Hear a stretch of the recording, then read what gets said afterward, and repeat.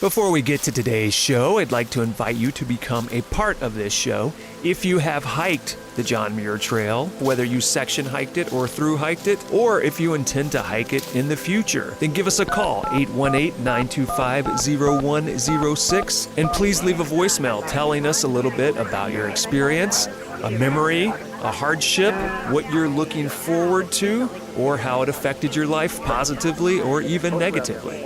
At the end of this season, I am hoping to collect these voice messages and edit them into an episode focused on the John Muir Trail. So if you would like to potentially have your voicemail appear on the show, call us up, 818-925-0106. Leave us your name, whether that is your real name or your trail name, where you are located, and give us your thoughts within 3 minutes about the John Muir Trail. Thank you ahead of time, and let's get to the show.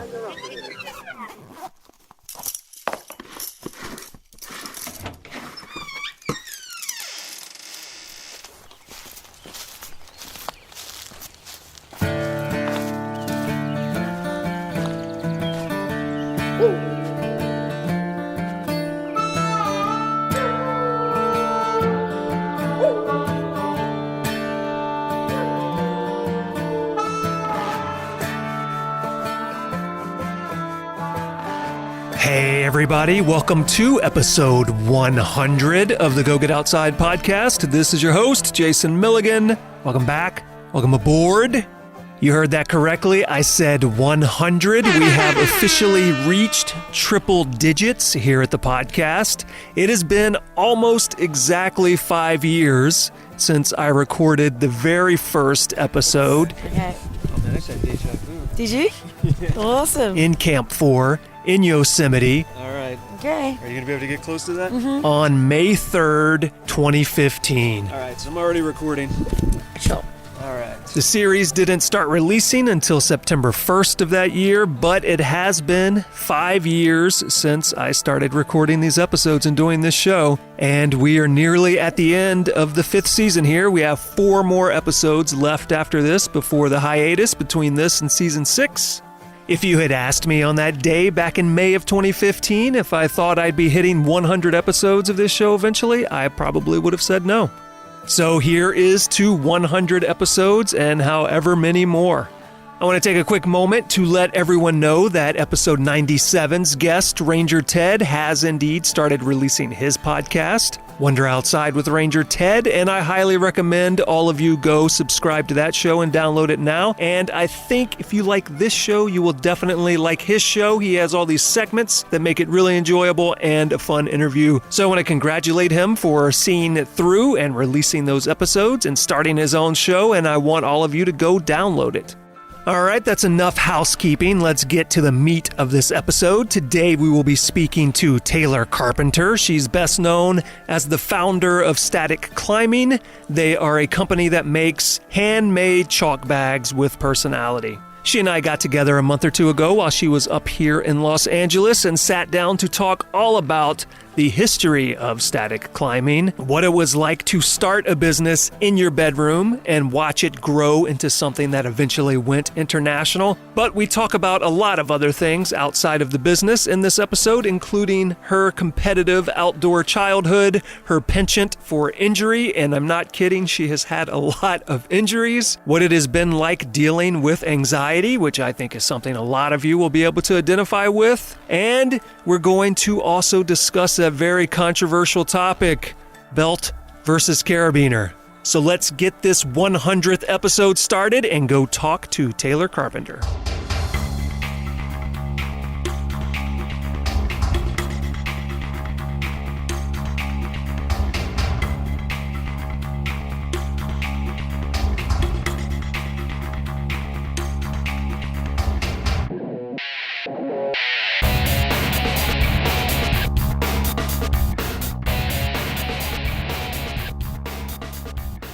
My name is Taylor Carpenter. Most people know me as the owner of Static Climbing. A lot of people don't really know kind of anything past the last 6 years of me running Static. So in a nutshell, I was born in Newport Beach in Orange County. I'm almost 30, which is exciting, scary and exciting at the same time. I live in San Diego now. I have a house in Oceanside, and we have a little shop in Vista. A lot of people know where Oceanside is. If you know where Camp Pendleton is, then there goes Oceanside, and right behind it is Vista. So even though we have a little warehouse in Vista right now where we make everything, it didn't start there. It actually started in my bedroom when we lived at another house in Oceanside about 6 years ago. And before that, I was living in Mammoth. And that's where I really fell in love with climbing. And really this whole thing kind of started to come together of how Static came to be. And before that, I grew up in Costa Mesa and in Newport Beach. And back in the day, there really wasn't a huge climbing presence.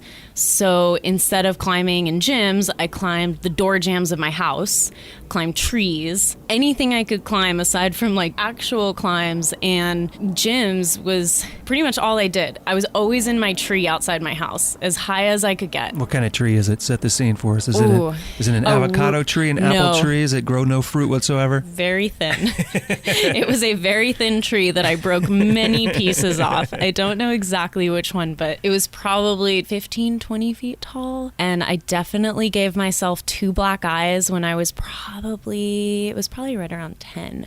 I was climbing a door jamb and my mom was cooking in the kitchen, shimmying up the door jamb, and I got to the top and slipped, cracked both my eyes on the tile. This is bringing a number of images to my mind.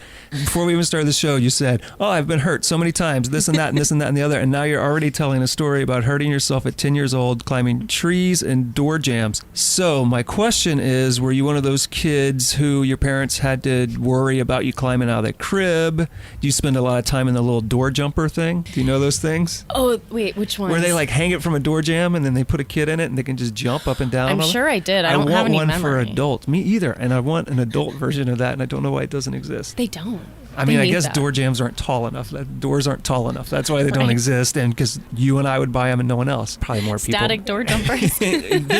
We might have found the next product for you. But anyway, back to this. So were you a kid that your parents had to worry about you climbing a lot of things and hurting yourself all the time? Yes. My New Year's resolution almost every year from teenager on was stay out of the ER. I gave my parents such a heart attack every year. It was one thing after another because I was always said I got put in a body that was way too delicate for what I do to it. And my dad and my mom always raised me to just be outdoors. I was never allowed to have video games. I was only allowed to watch a half an hour of TV every day. My dad he's retired now. He was a teacher at my high school. He was a lifeguard, a Newport Beach lifeguard. He just hit 50 years as a Newport Beach seasonal lifeguard. My mom stayed at home and raised us and also worked part-time, and she was always running every day. So naturally, my sister and I were really athletic, and my dad would always push us to be, and my mom, but my dad was always the one adventuring with us, and he would always just push us to be the best we could, compete with everybody, be your best self.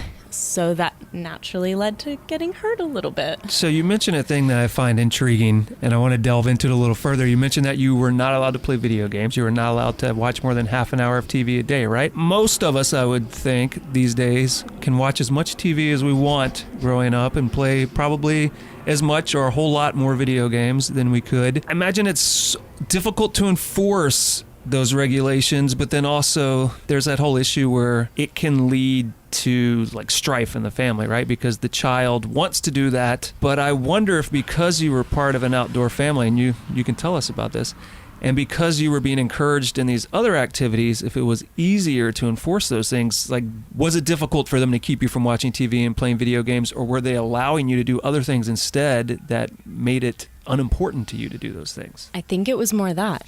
I think it was the fact that if my dad saw us watching TV, he would be like, let's go kick a soccer ball. Let's go skiing for the day. You know, he would do anything he could, and he worked so hard, and my mom worked so hard to give us that adventure outdoor life. So if they saw us watching TV, they wouldn't punish us. They would just say, let's go do something. Let's go to the park. Let's go run around. It's the difference between negative and positive reinforcement, right? You can't do this, and I'm not going to provide anything else is going to be hard to enforce. It's going to be difficult to do anything. But if you've got that positive reinforcement of what about this instead, then it's a little more natural. So were you a kid who just naturally then wanted to do all those things, which of course led to injuries and various other issues? Yes, I'm really competitive, and I'm mostly competitive with my own self. I'm my biggest, worst enemy, and so I'm always striving to be the best that I can be. And so in sports, I was naturally drawn to that because it really helped me feed that inner competition. And soccer was my entire life before climbing, before even really snowboarding. That was my other half of my life, was from 5 years old until junior college. I played through junior college. Soccer every single day, 24/7. It was everything to me. And is soccer a sport you found, or is it a sport you got encouraged to do? Like, why that instead of tennis or football or baseball or any of the other activities people tend to do in that age? I tried them all. Not baseball. I think I played t-ball as a little kid, but I was naturally drawn to soccer. My parents, if I remember correctly, kind of exposed me to all of the different sports, and I naturally just gravitated towards soccer. It was something where a lot of my friends from 5 years old, we kind of started playing together, and we developed those friendships as little kids, and it kind of carried through elementary, middle school, and high school. So I think that also kept us together, and I was naturally pretty good at it, and it just helped. I have a ton of anxiety. That's like my darkness in myself, is I struggle from really bad anxiety. And so when I was on the soccer field, it just all went away. And it's the same with climbing, because you're so in the moment. There's no room for anxiety. And the anxiety you're talking about specifically, how does it manifest? Is it sort of anxiety about your own opinion of yourself, or is it an anxiety about your environment, or all of those things? It's all the above. It's a lot of, am I doing the best I can? Am I being the best I can? Am I being a good person to the world around me? Am I contributing to the world? Am I being there for all my friends? Just worrying about others and making sure that everyone around me sees me in a light that's like, that's a good person. That's my biggest fear, is not being able to help people when they're down, or not just, the anxiety manifests itself. Are you not doing good enough? Are you not doing a good enough job? And it's funny because when it goes that deep into being that anxious, it's almost overcompensated to where, people nowadays are like, how can you be anxious? Like, you have a successful company and a very successful life going right now. And I'm so fearful of not doing well enough, not creating a strong enough product. It's gone overboard in kind of the coolest way. And it's actually helped me relax by finding peace and like finally realizing that everything I've been doing, I'm really happy with, and I feel good enough for myself, which is a pretty comforting thing to know. So my anxiety has really kind of not gone away, but I can manage it a lot better, right, which is one of the really beautiful things about getting older. People are so scared to get older, or, their looks are going to go away, or, this or that. But every year I've become happier and happier because it's less dependent on, what do they think of me? What am I doing good enough? It's more focused on self-love and just understanding that if I'm doing the best I can, then the anxiety kind of disappears, or it just becomes so much more manageable. I think I've mentioned it on this show before. One of the most freeing moments in my life, and I want to say this was probably somewhere around like 14 or 15, I finally had this realization, because I was one of those people who was always in my head also thinking about what other people were thinking about me, probably some overlap in the sort of anxiety you're talking about as well. For some reason, I don't remember why, but I remember having the realization where it occurred to me that everyone else was experiencing the same thing.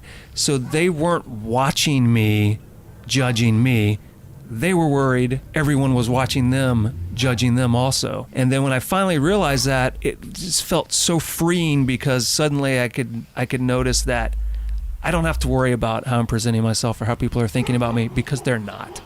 Right. They're not thinking about me. They're thinking about themselves. Right. Just like I am right now, worried about what they're thinking of me. Exactly. They're worried, am I presenting myself in the Right. best way? And, am I doing a good enough job to show them that, I'm my best self? So, yeah, we're our own worst enemies a lot of the time. Well, you mentioned being competitive also, and do you think it derives from that same place? Definitely. It's the anxiety of, I want to be the best. I want to be the best I can be. And always being like, well, you got second. Why didn't you get first? And if you got first, why wasn't the time fast enough? Right.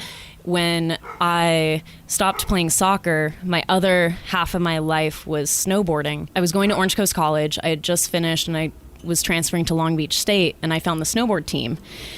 And being quite an impulsive person and wanting to not let life pass me by, I decided to do one semester at Long Beach State and then do all the rest of my semesters while I lived in Mammoth. The first semester, I did all 5 classes, 1 day a week from 8 a.m. to 9:45 at night. I drove down from Mammoth at like 3 in the morning, got there by 8 a.m., went 15-minute intervals. At 8:45, I drove to a friend's house in Valencia, spent the night, and was home the next morning. And I did that for an entire semester.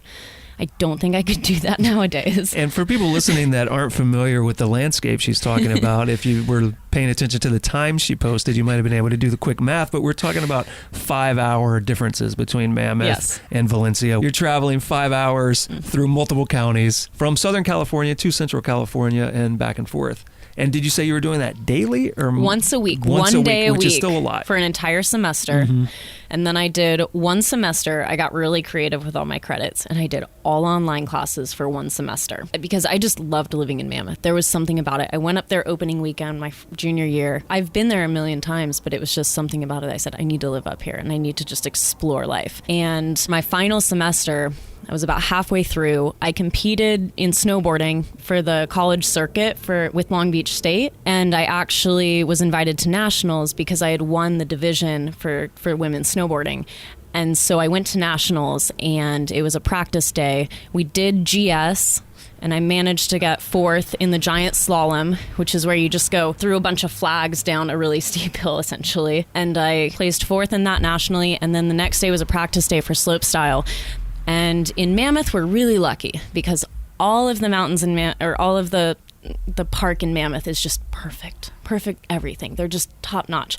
In Maine, they don't have the luxury of the snow that we have here. It's very icy, and they make the best park that they possibly can, but it's icy. It changes the speed.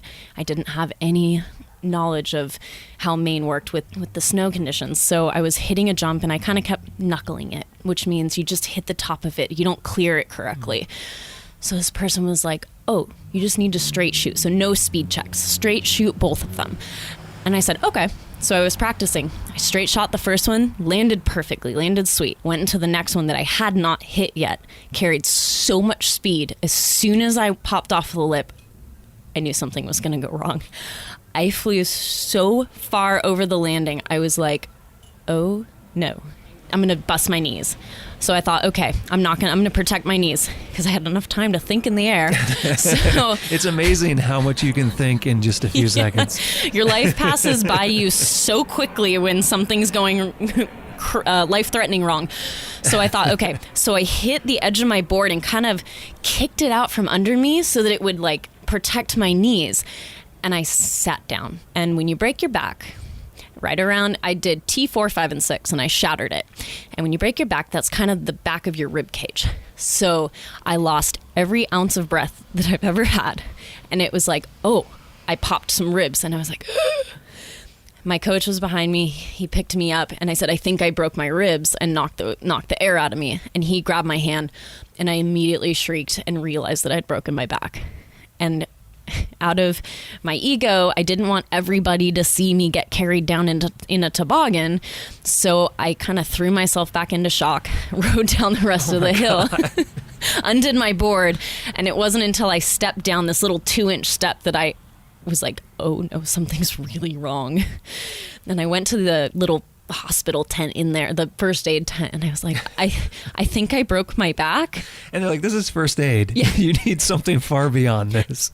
They looked at me and they're like, no, you didn't. No, you didn't. You're probably just... Because you were walking, Yeah. right? Yeah. I looked fine. And so I laid on the table. The ambulance came. There was 3 people to a 4-person stretcher and one guy that looked like Santa. So I remember them taking me down 3 sets of flights of stairs. And I was like in shock still. I got into the ambulance. 2 people from my team followed behind me.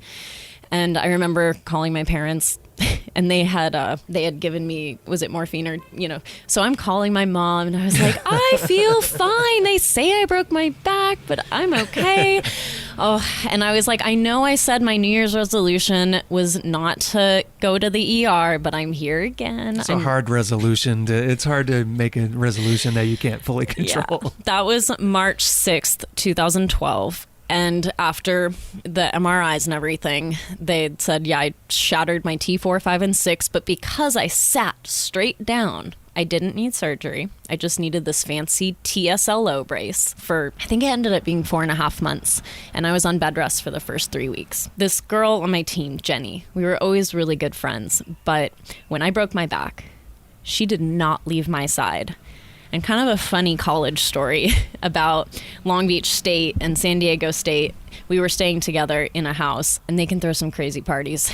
There was a party that was going on with like 100 people, I think, and I was upstairs, and a fight broke out so badly that beds were getting turned over. That's quite a fight. Yeah, and I'm on bed rest, and if I move the wrong way, I could be paralyzed. The fight comes into my room, and my friend Jenny comes up like this mama bear and goes, "Get out! She is hurt!" and scared everybody so badly. And she sat on the stairs the entire night and made sure nobody came up. And I'm actually going to be in her wedding in April. So shout out to Jenny for keeping me upright and walking. And she just became my best friend ever since that moment. And I imagine she had to do a lot for your mental state also, because you did mention you're a competitive person, You're self-conscious, you have anxiety, and being bedridden after hurting yourself is a great time for all of those problems to really manifest themselves in a way you don't want. Mm-hmm. So having a person there probably helps a lot. Yes. So over the course of those 4 months, I really was depressed. I couldn't work out. I couldn't snowboard. I didn't know what to do. So my friend Holly came in. She was from, I can't remember if she had gone back to Australia yet. She was one of my good friends from Mammoth, and she's like, why don't you heal up, and when you get the clearance, come live in Australia for a bit, live in the Snowy Mountains with me and my family, and work in the chalet. So I was like, okay. So I kind of figured when I would be off my TSLO brace, and I booked a one-way ticket there to spend 6 months and live in the Snowy Mountains and snowboard in the day and help run their chalet at night. And so I did that, and I graduated from college. I convinced all of my professors to let me write thesis papers once I could concentrate again. Graduated with my bachelor's in psychology, went to Australia, lived there for 6 months and did kind of an endless winter, came back. And that October, I had a job interview at the Westin, and that morning my roommate and I thought it was a good idea to go skate really quickly at the Volcom Skate Park in Mammoth. And there was a rock in the bowl, and I hit the rock going frontside into the cradle, and I smashed my front teeth out and went to the hospital, got 6 stitches in my lip, lost my front teeth, and my favorite holiday is Halloween, and it was October 12th, 2012. So I went for a month without front teeth so I could be a pirate. I was the evil tooth fairy one night, and I was a pirate the other night. It was fantastic. Hey, at least you're making the best of not having teeth. Yeah. And I will let everyone who's listening know that she does have teeth now. I do. Yeah, how does that work out? When you knock out your teeth, what do they do? They drill your teeth out, what's remaining of them. You get a double root canal. Yeah. And then they did a T-bar and an implant on 2 teeth. So they're nice and fake now. After that event, that took a couple months to kind of heal up. I had blown out my knee about a year before that, but they didn't know what was wrong. And then I blew it out again, and I went to the hospital again, and they couldn't figure out what was wrong. And finally I said, look, I have insurance. Can you do an MRI? Please, like something's not right. Because he felt my ACL. He said, I don't feel any rip. And I got the MRI, and he goes, I apologize. You have 0 ACL, so there's no way to feel it. I was like, oh, okay. He said, so you'll have to get surgery eventually. So wait, how do you not have one at all? Like it ruptured? Yeah. Okay. I blew it to smithereens snowboarding one year. it just snapped in half. He said it looked like spaghetti. And you just weren't aware that it had happened until this moment, or just it was slowly building? It happened, and I remember the day it happened. There's video of it somewhere. It ripped in half, so once the swelling went down, it was fine. And it probably didn't cause a lot of pain, right? After 3 days, the swelling was gone. Because I had not this same problem, but a sort of similar problem where I had fallen off a bicycle a few years ago, caught myself on my left hand, my wrist hurt. I didn't think much of it, and it took me a while to get to a doctor's office, and then they gave me an x-ray, and then they called me back a week later and said, you need to go right now. You have a broken wrist. It's been broken for 3 months. And people will say, oh, you must have a really strong aversion to pain. And it's like, no, it just didn't hurt. Yeah.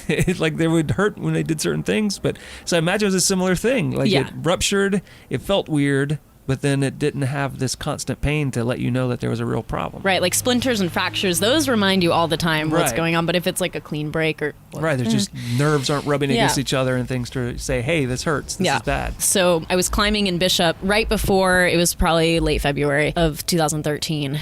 And I was climbing in Bishop and planned fall. I was like coming down, and I had my knee brace on because I knew it was compromised. And I just stepped down. My meniscus flipped, so the padding around your knee, it can go underneath when it's compromised. It can go underneath kind of so you can't move. Well, it flipped. I went into surgery on March 6th, or March 5th, almost a year to the day after my back, and I got a brand new ACL and half of my meniscus clipped out. And I was actually supposed to go to... This will all tie together. I was... Yeah, right now we're just talking about all the ways you've broken your body. Yeah, I know. They're not over. I was supposed to go to Coachella, my first time ever, and I couldn't. So I was really bummed out. I was getting my hair done. Daryl was doing my hair one day, and she goes, well, you're on crutches. It's been 4 weeks since your knee surgery. You're fine. Why don't you come to Coachella with us? You know, you can stay at Vestal Village, and you can just crutch around. Sure. Sounds great. And I was so excited. And that's actually ended up being the weekend I met my boyfriend, Duncan, it's 7 years later. He's the other half of Static and changed my life completely in the best way possible. Does that mean you haven't injured yourself since then? Minus one motorcycle accident. I've been pretty good. He was living in San Diego and I was still living in Mammoth. I started coming down every weekend to see him, and eventually I thought, okay, maybe I'll spend the summer down and then kind of feel it out. In June, I got an internship with the Keep a Breast Foundation, and I don't know if you know much about that. They used to make the I Love Boobies bracelets for breast cancer research. It's giving the youth tools and telling them about how breast cancer can be found and prevented. I learned under Shani, she's one of my heroes. She is a boss lady to the max. I look up to her in so many ways, and she gave me the tools to start Static. And I just learned under her, and I was the special projects intern.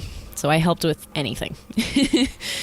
And after that summer, I decided to move completely down to San Diego and try it out and really see if this, relationship was going to be something for the long haul, which it totally is.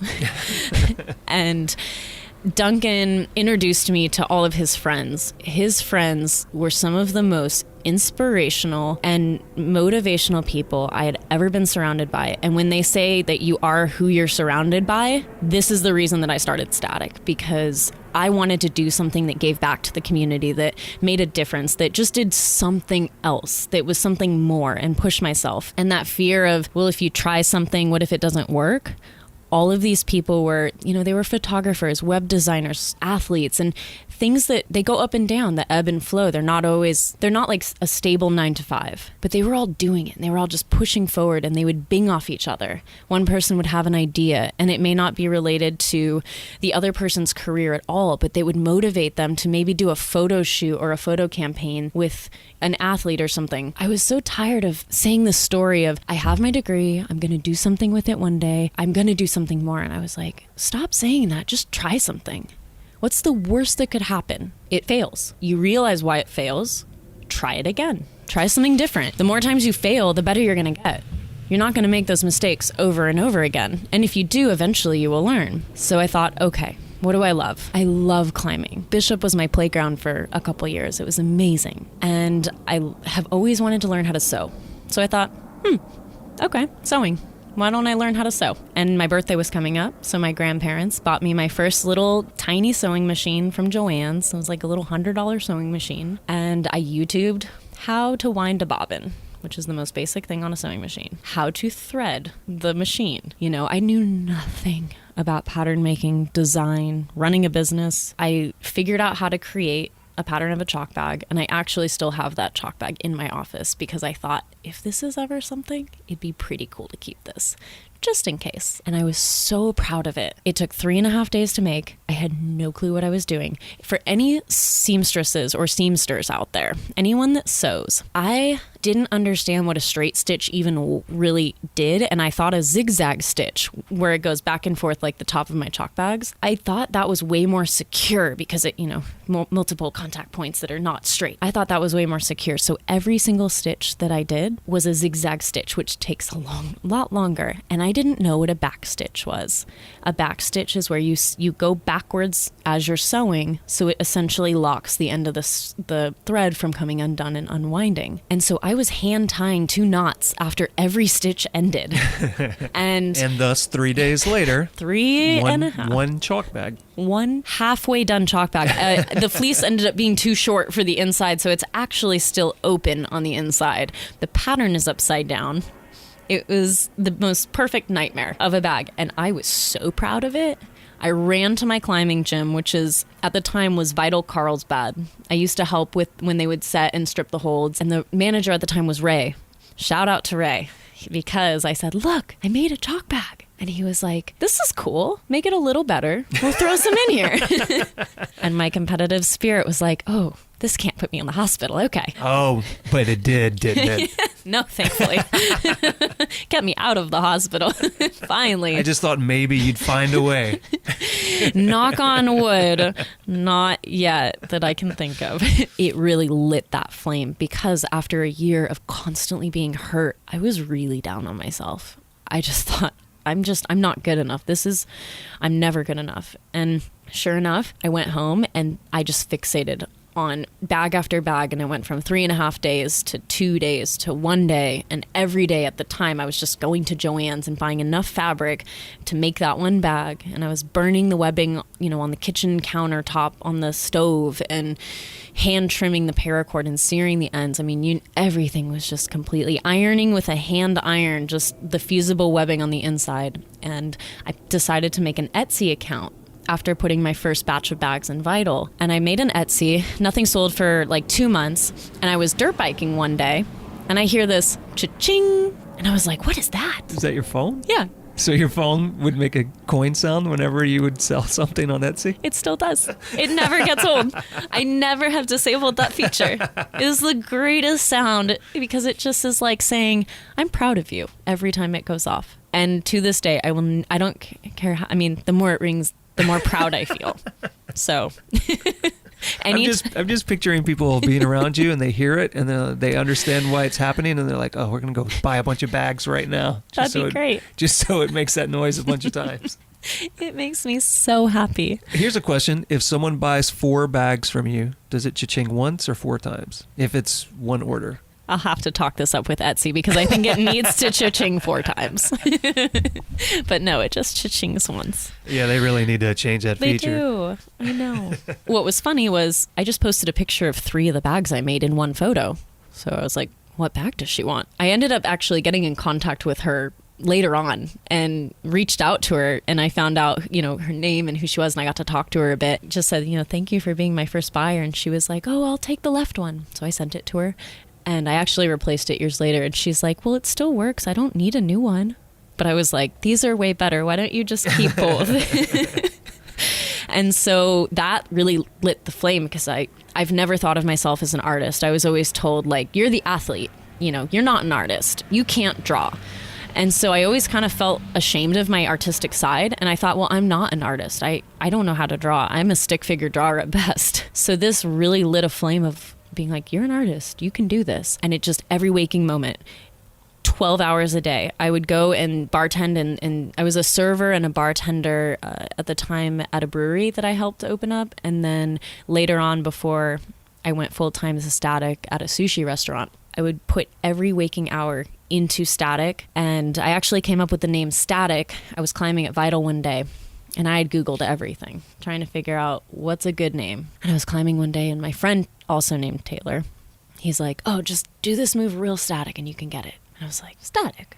Huh, what do you think? And I just walked around, and that was it. I was like, I love static climbing. I love dynamic climbing, but I am so not good at it. Well, I mean, static, gives the impression, and for people listening that don't understand the difference, static climbing is kind of like more precise movement that doesn't involve, say, dynamic moves like leaping or lunging for something. It's usually like more precise, more technical movement. So to do something statically sometimes requires better technique than otherwise. So in some ways it makes a lot of sense to name the company that. Yeah, it's a very focused, driven, concentrated movement, and very delicate, but very tough. So I came home and I was like, Duncan's my boyfriend. I was like, Duncan, static. That's it. And he was a very, very amazing graphic designer. He has since retired and come on full time as the other half of Static. But at the time, he was, I would say one of the best of the graphic designers in the business. And one night he came up to me and he said, look, I made you a logo. I believe in you. And it was the logo we still use today. And it was funny because at first I said, could you add some flowers to it? And he said, I think you're going to like just the mountain and the triangle.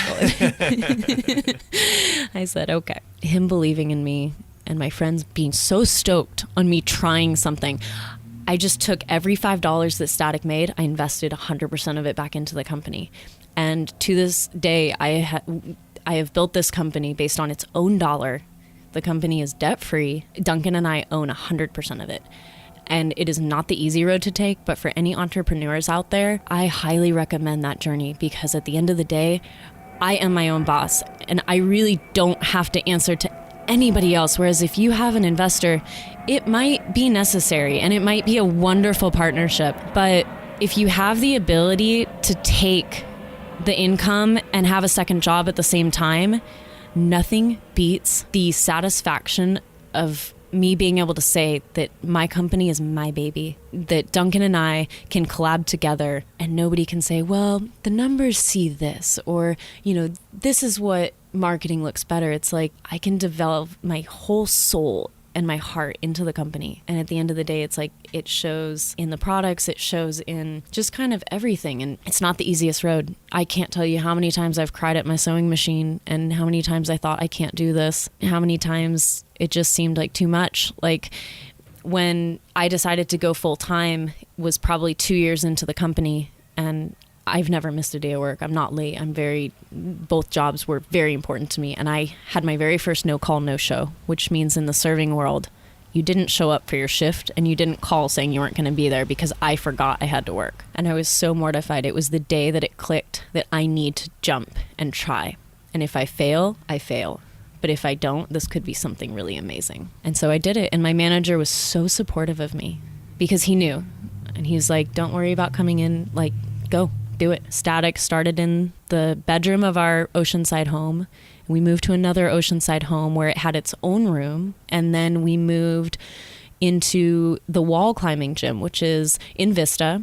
It was owned at the time by my friends Randy and Matt, and they gave us their top floor. There was like a little tiny, probably 16 by 16 room. And the funny thing was it was actually missing one of the walls. So when climbers would top out, they couldn't climb over, but when they would top out, their hands would hit right where my sewing machine was, and I had to dust off everything in the day because there was no wall, and it was just a chalk monster. And so those were some of the coolest times.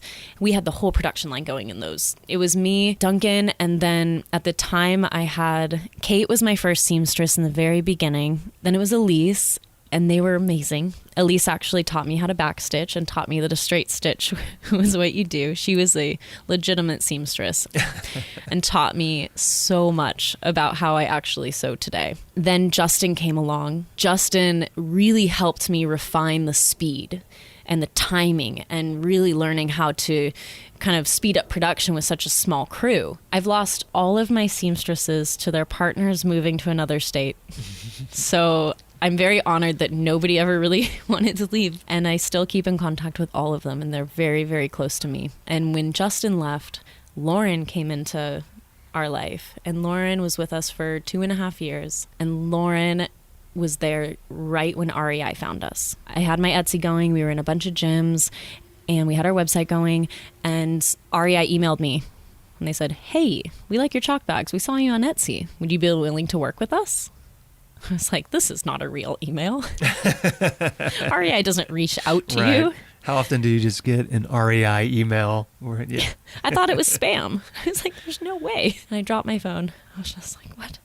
Ended up being real. And shout out to Pam for changing all of our lives. Do you get a cha-ching every time REI sells one of your chalk bags? No, but every Monday night, orders come in, their weekly orders. So every Monday night, we sit by the computer and we wait for the orders to come in.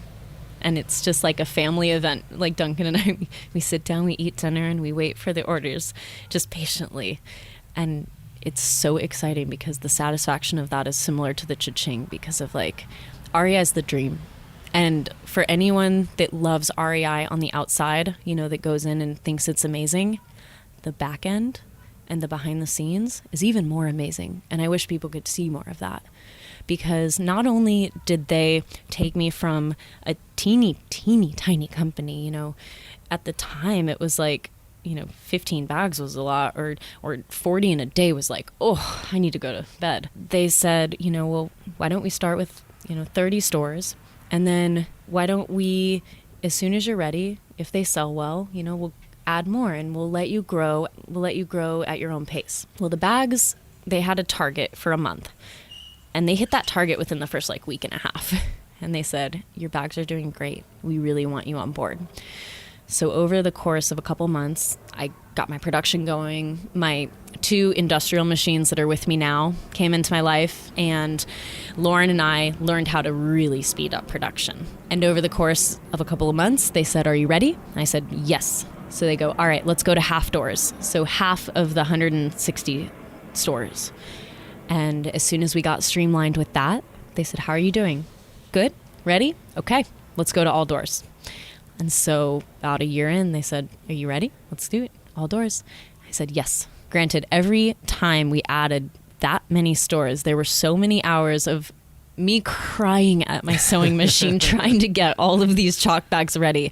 But I didn't want to disappoint them, because they had given us the opportunity of a lifetime. And at that point, when REI happened, Duncan came on full time and kind of retired from graphic design because I just couldn't do it on my own. Duncan created all of the social media, all of the graphic design work, the hang tags, and then he ended up prepping all of the materials for us. So the fleece, the interfacing, steaming the bags, cutting them, prepping them, cutting the webbing. I mean, you name it. Every part of the chalk bag and the bucket is prepped in our warehouse.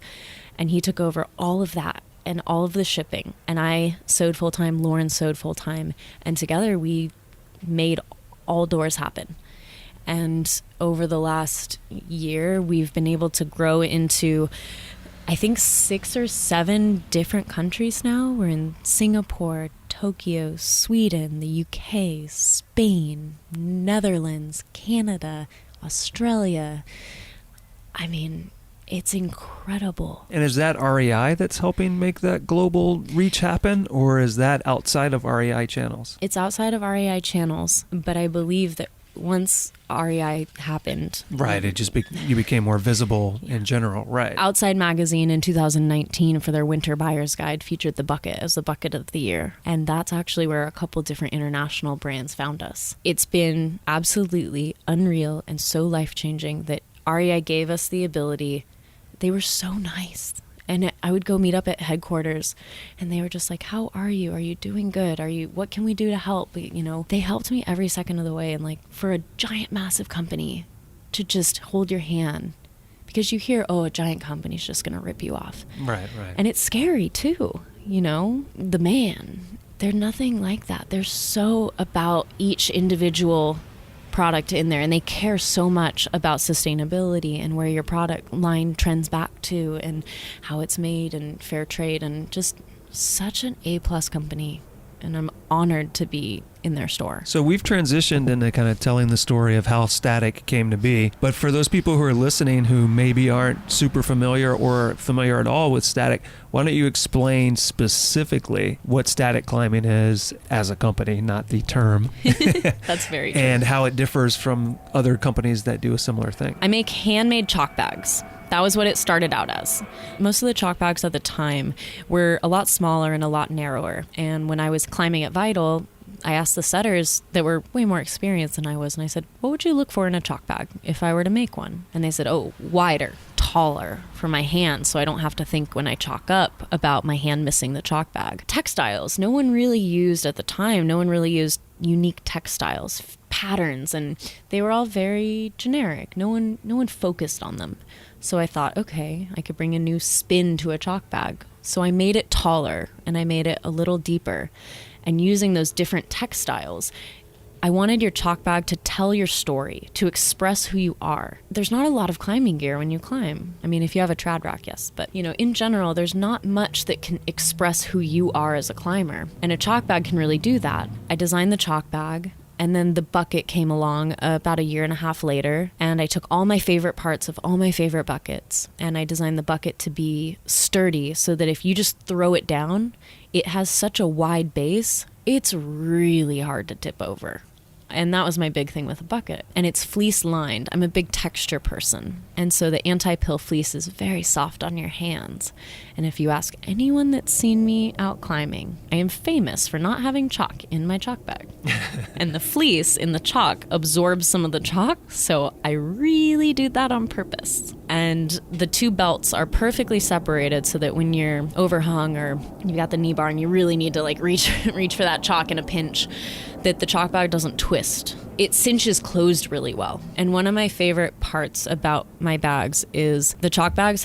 Everything that I sew has a lifetime warranty on it because I really look up to Patagonia, North Face. They'll fix anything. And if you have a problem, they want it to be a lifetime bag so there's less waste in the world. So having the chalk bag or anything I sew have a lifetime warranty, I back my stitching 100%, but everything is handmade. So if something were to pop or anything, I'll fix it or replace it for you. And it's funny because I feel like that's a growing trend. And I really love that companies nowadays are not just focused on give them the cheapest price or product and let them get another one. I want you to have it for life. And the way that I could have more customers is mostly repeat customers are, oh, you came out with a new pattern. I have to get that pattern. I have friends that have original bags that I cannot give new ones to. I say, can I please update your bag? You're repping Static and this is so janky. And they said, it's gangster and it still works. So no. I'm very proud of the products that we all sew, all the people that helped get Static to where it's at. And Lauren ended up moving to be with her boyfriend. She's going to come back. I know she will. I texted her and she said, leaving California was all right, but I miss working with you the most. And that is probably the coolest compliment that I've ever heard, because the way that I run the company, that Duncan and I try to employ everybody, is with them in mind first. I'd rather take on more sewing if they're having a bad day or if they want to go surf. Lauren, she's like, oh, surf's up. I'm going to go surf. I'll come back. Or I'm going to go teach a yoga class and come back. I wanted them to have their own schedule. Put the responsibility of, look, I need this many bags done by today or by the end of the week. You come in when you want, your machine's there. And if you're not having a good day or you need, mental health day, just let me know. You're more important. If you want to go travel, let me know. And we'd call it front loading. So they'd say, hey, can I front load this week? I really want to go climb next week. So they would do double the work in 1 week. And that's always been really important. And I hope to build up to where I can kind of like how I think Prana does this. I'm pretty sure Prana does this. They give their team an hour of paid time off to go to be outdoors. I really hope to do something like that. When Lauren left, Marie came into the picture, and Marie is so sweet and so kind. And she is my steady warrior of a seamstress. She is so reliable, and so she bakes me cookies and cheesecake, and she's amazing. Just to bring up something, because you were mentioning potentially Prana and you mentioned Patagonia earlier, and basically this theory behind how to manage your office brings to mind a book that perhaps you've already read or you're familiar with, the Yvon Chouinard, Let Your People Go Surfing. Yes. Is that one of the references for you and Yes. how you run your business? Absolutely. 100%. Because at the end of the day, you should not hate going to work. And I told everybody that if you're not happy to come to work, you let me know and we'll figure out how to make it so that you want to come here. And I've had rock stars of people that have worked with me. You know, I don't ever want to feel like the boss. I want to feel like a leader, but I'm not over you. I will stay till midnight and sew if you're having a hard day. The most recent rock star to come onto our team is Zane. She is 20, and I feel like she's 20 going on 40 with how wise and how mature and how talented of a seamstress she is. She's incredible, and she's going to go so far in life, and I'm so honored to have her on the team right now, too, because I'll show her a pattern, I'll show her a stitch. She knows it within 2 seconds. She's like, oh, like this? Okay. I mean, just incredible. So Duncan and I are really lucky to have the team that we do. By giving your team that kind of freedom to be able to make their own schedules and really work with their lives, I have some of the most reliable and loving environment and crew that I could have ever have asked for. Yeah, the thing with that sort of approach too is there's a bit of self-selection that'll happen. Those people who need a more structured environment, they won't last. Everyone will catch on relatively quickly and then they'll leave and you move on to the other person. But for those people who can work, in a sense, it is more likely to empower them. As much as it feels like maybe to some people who've worked in traditional sort of environments that you're allowing people to be irresponsible, you're actually offsetting responsibility onto them and making them feel more responsible because they do know I'm responsible for this happening and this is my quota, or however you want to look at it, that I need to meet, and I need to find the way to make that happen, and I need to manage that instead of someone else babysitting me and giving me rules and regulations to abide by. Totally. It gives them the power. They're a part of the team. I always try to remind them of that. And we just listen to podcasts all day long, podcasts, music, we'll have family lunches, and we just sew. And that's, I think, shows in the quality of the chalk bags and the buckets and the mini duffels. And, you know, our whole team is 4. And we do thousands of bags a month. Yeah, it's something I wanted to ask you because the team was originally you, and then it was you and Duncan. And so now it has grown to 4 people. Do you foresee it getting larger than that, or does that seem like a sustainable number of people? Like, is there a point where you're afraid to have the company reach because then you can't assure that it's maintaining the quality that you want, or do you feel like you could get so much larger before that's a concern? I feel like we can grow so much larger before that's a concern because we've had the time to really implement the office to be high functioning. I mean, to be able to cater to REI, all these countries, our retail, over 50 gyms with 4 people. If we added 5 employees, 6 team members, I mean, we could double. With 3 seamstresses, we can do that. So with 6, we could double. I mean, that's a lot of chalk bags and buckets and duffels. So I've really worked hard to create an atmosphere where we can grow with such a small team. And I think part of it is because we manufacture everything in-house, it's really easy to keep it small because everything is cut in-house. So I'm not relying on, oh, is this cut yet? Is this made yet? You know, is this order going to be wrong? You know, if one bag doesn't turn out, we can stop the production right away. And with all of our waste, it actually goes to a pretty interesting spot. We have archery targets in our backyard where we like to practice archery on our free time. So all of the extra remnants of the side fleece or the side anything, little fusible webbing, anything that can't be turned into something, we actually stuff together and make archery targets out of. So we have very little waste. And all of the fabrics, the waxed canvas is from a 7th generation family owned company. I talk to these cute ladies on the phone every time I order. I ask them about Christmas and holidays, and they tell me all about their adventures. I love them so much. We order the fabric through them, so it's family owned since the 1800s. A 7th generation, I mean, long time. And then the artist series, we collaborate with different artists. Right now we're working with Stevie Lewis and Crispin Chetler, Sky Walker, and Craig Matterlock. And 10% of each of those chalk bag sales goes back to each of the artists. And those fabrics are printed with eco-friendly dyes. And it's actually, we order the fabric from a company on the East Coast that used to be a much smaller, intimate company. And I think it's actually grown, which is so cool.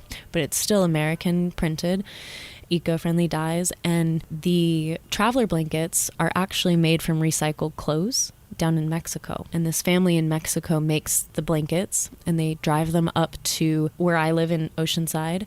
And there's a local store in Oceanside, a family-run store where I buy the blankets from, as well as the Pendleton wool. And so I'm supporting local. I'm paying more for it, but it means a lot to me to try to source as locally as possible and support these, little communities near me. The Pendleton wool is, for those of you that don't know Pendleton, it's made up in Oregon, sustainable wool.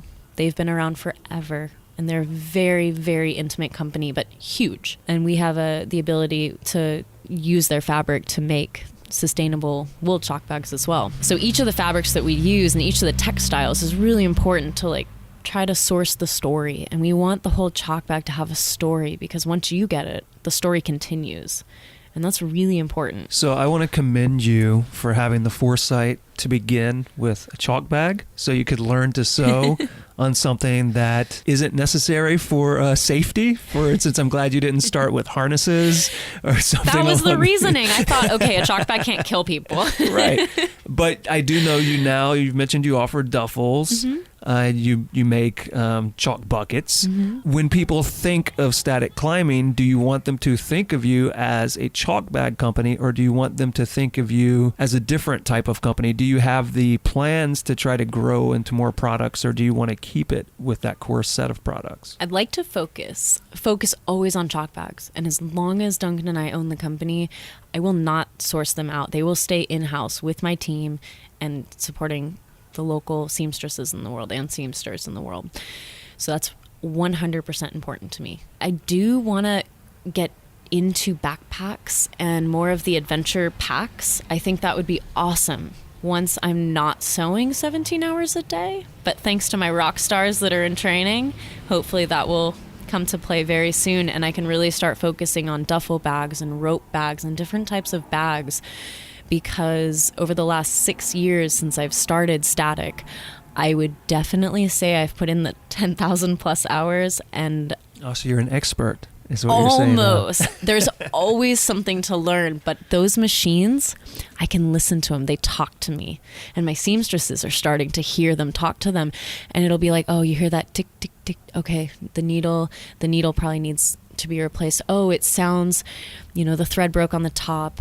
Oh, it's probably a bobbin issue. And I can listen to the machine and tell when it's running good, or tell if something's wrong with it. I can fix every part of the machine now. Whereas before, I was running to the sewing machine store, and Mario, shout out to Mario for training me over all of these years. He didn't have to, and I would come in and he would show me how to fix it at this sewing machine store down the street from my house that sold me all of these machines. And I remember one of my machines, my industrial machines, broke. And I called Mario and I said, look, I can't take this into you. It's huge. It's massive. I don't know what to do. And he came out and he would not let me pay him. I had to sneak it in a card, a thank you card later. And he said, you're my friend. This is what friends do. I just was like, oh my God. He's so kind. He would take time out of his day any day to help me and teach me. He goes, I want to teach you so you can fix your machines. So because of that, I can listen to my sewing machines, and if they're fussy, I can tune them myself now. I never thought going from YouTubing how to wind a bobbin to being able to listen to something going wrong with the tension discs or something is pretty awesome. And how many years did you say it's been since that YouTube video? 6 in April. So 6 years. 6 in April. So Static is climbing gear specifically. Yes. You mentioned backpacks. Do you intend to always be for climbers? So climbing backpacks, you're not interested in backpacking backpacks or anything in that way? Maybe? Okay. Maybe. I always want to be climbing focused, but I think to narrow your mindset on just one thing and only have it be one thing is silly. I think there's always room. If you're inspired to learn and delve into the backpacking world, I think do it. What's the worst that could happen? It doesn't work. And then you're like, okay, that didn't work. And so anyone that's scared to start a company, or anyone that thinks, oh, I can't do it, or I don't have the time, don't make the excuse. Just little tiny bits, because give it 5 minutes. Work on a plan. Work on where you're going to get your material for whatever you want to do. 5 minutes and put it away. You have 5 minutes. And then eventually you'll be like, well, I'll just spend 10 minutes on it. And then 20. And then now it's, 7 a.m. to midnight. Duncan and I'll cook dinner. We'll be watching, a movie, going to sleep, and I'll be like, "Did you order that webbing?"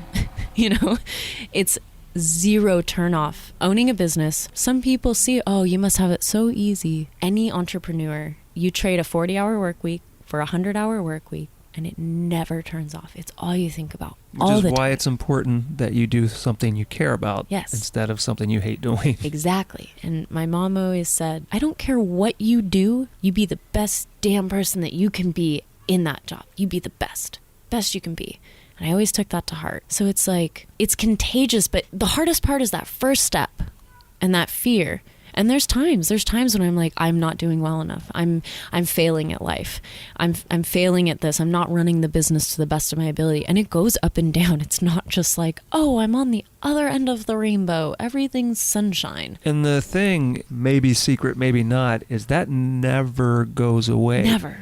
Jeff Bezos is thinking the same thing, and he is one of the wealthiest people on the planet, owning Amazon. I'm sure you can name anyone who runs a business that looks however successful you think it is, and they are going to still have those moments. I'm also a business owner, so the thing I realized at some point in life is no matter how big any business is, it's always so many failures away from going out of business. Always. And that's just something you end up having to accept, come to terms with, and deal with. It's the drive. It's the drive because you never know where the next step is.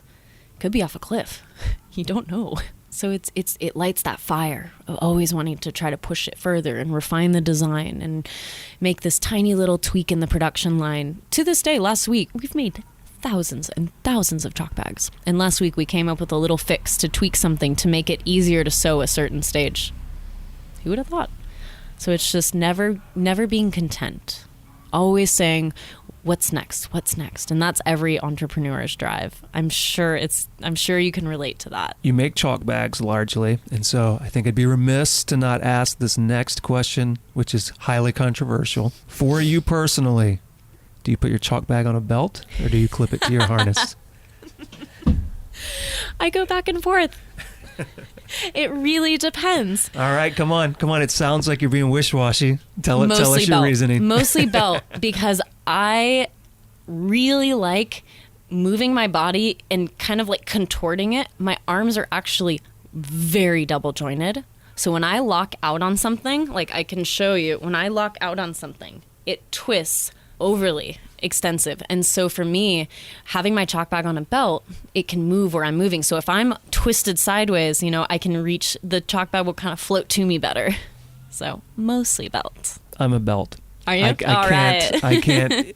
People are welcome to write in, call in, whatever, and change my mind, but I cannot think of a single benefit that outweighs all the benefits of a belt. Yeah. It's just so stable in one spot. So if this hurts your business, now that you've committed to being a belt person, I apologize beforehand, but I feel like it's something we just have to talk about.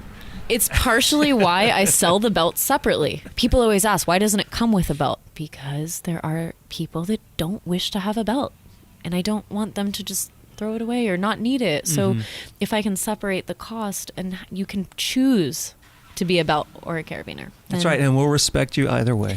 Exactly. So what I want you to do now is tell everyone who's listening who is suddenly very interested in static climbing how they can keep up with what static climbing does, purchase your goods, see what's in the future, and just follow the company in general. What should they do online or otherwise to keep up with the company? They can follow everything is Static Climbing. So STATIC. CLIMBING. Some people think, because it makes sense, it could be a clever marketing to like drop one of the C's, because there's two C's. Right. So it's Static Climbing. But the website is www.staticclimbing.com. The Etsy is /static climbing. And if you go on REI, it's Static Climbing, and Google. And Instagram. Okay. And Facebook also, or no? Or Facebook definitely too. I focus more on Instagram, and then I auto-upload to Facebook. And I do check Facebook. If anyone directly wants to get a hold of me, I run all of the social media platforms myself. So a direct message works, but the best way is to email taylor@staticclimbing.com, and I will get back to you within a day. I try to do it immediately. The email goes right to my phone. Since I've been sewing about 17 hours a day, I've been a little behind. So behind for me is a day response rate. But if you have any questions, you have any concerns, you can reach out to me directly. It's a very close link from customer to owner. And if you have any questions, concerns, or even like happy comments, I really love getting happy emails. You can reach out to me. The info@staticclimbing.com also goes to my phone, so fear not. And if you want to make her extremely happy, go buy anything, no matter how small, from the website, so she gets a cha-ching sound delivered to her phone. So what about you personally? If people are interested in keeping up with you, is that a thing that people are able to do? Following how I grew up, my childhood, I am not very good with social media in a sense of I really try to be present and focused. I do have an Instagram that I rarely post on, but sometimes I'll try to get more into it. But Taylor J, so it's TAYYLOR_J. It's mostly pictures of my dog. It wouldn't be a podcast if I didn't mention my golden doodle. For all you dog lovers out there, there is a massive, we call him a little pony, big old 6-year-old golden doodle named Dakota that has been with Static since day one. I guess apparently nearby parrots or cats or something are frightened by the sound of this animal. He is the shop dog. He is always covered in thread, and he makes sure that the UPS man and the FedEx and the mail person always get their hugs and kisses. He runs into the UPS truck because he's such good homies with the guy. He's the light of mine and Duncan's life. I wouldn't be the same without him, and the shop wouldn't be the same. He loves going underneath our sewing machines and stepping on the pedal. So as soon as it's like a shark. As soon as we see him go around the sewing machine, we turn the machine off, and then he pokes through and sticks his head in your lap and then wags his tail and needs pets. If people want to receive a chalk bag that has been licked by the dog, is that an option that they can choose on checkout? I mean, if they directly, I can ask him to give it kisses. But that is actually, it reminded me of something I totally spaced on. Each chalk bag is scented with local organic lavender. Just one little drop in the bag. And a company that's about 40 minutes from where we sew the chalk bags. It's this woman that owns a lavender field, and it's USDA organic ice cream. Ice cream does not come included with your chalk bag, but it is available in this neighborhood in Bell where we are right now. But yes, each chalk bag is scented with one drop of organic local lavender. So it's another way I can support a local female entrepreneur. So what I always do at the very end of the show is I ask you if there is a final thought that you want to leave everyone with that has anything to do with what we've talked about so far, or maybe something we haven't talked about at all. Life has its ups and downs. I've been going through a lot of thinking about this. I've had a lot of people, including one of my childhood best friends, pass away recently in the last couple of years. And life is so short. So if you have an idea, if you have a fear of an idea, just try it. Try it and fail. Try it and succeed. Try it, fail, and then succeed. It's not all about the ups. It's when you're in your darkest moment is really how you appreciate all of the beauty in life. To anyone out there that's like having a hard time or in a dark place, we all go through that, and there is a light at the end of the tunnel. It does get better, and it's just sometimes focusing. Static has gotten me through a lot of dark times, with close ones I love passing away. So sometimes focusing on that idea when you're in your darkest place can help pop you out of it. When you focus on that, a lot of the times people around you are inspired, and maybe they're having a really hard time, and maybe that inspires them to pop out of their dark place.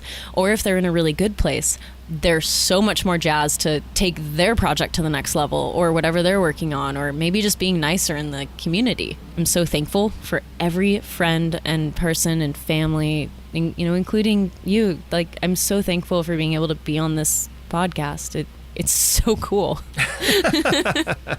Well, I hope it lives up to your expectations. I'm sure. Well, thank you very much for coming and sitting in this yard with me and Belle and talking to all of these people about your life experiences and your business. Thank you for having me on. Thank you for having me at Long Beach, my alma mater for college. Go Dirtbags. That's funny. Our college is the Long Beach Dirtbags. Is that That's true? for real. No kidding. Yeah. Yeah. So, thank you. Thank you.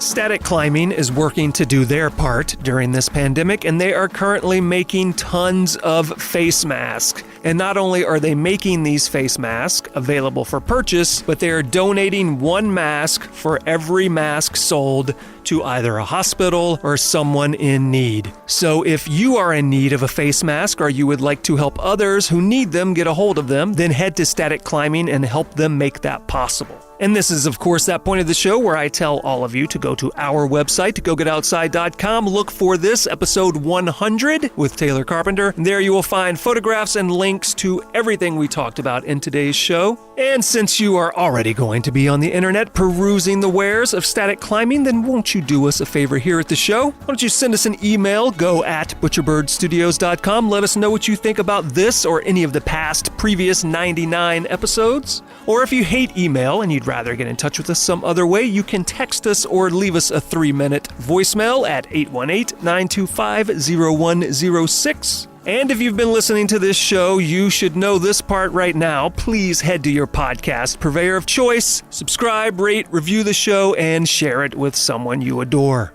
This episode of the Go Get Outside podcast was produced, recorded, and edited by me, your host, Jason Milligan.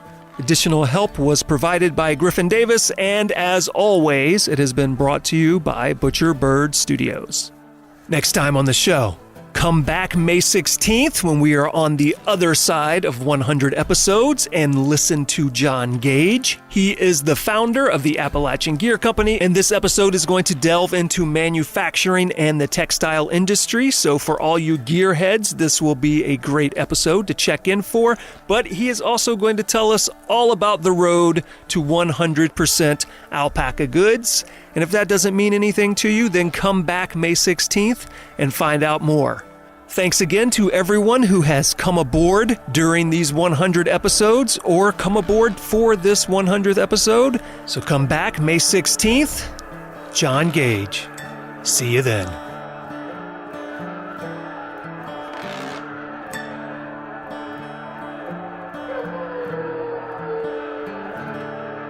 Woo!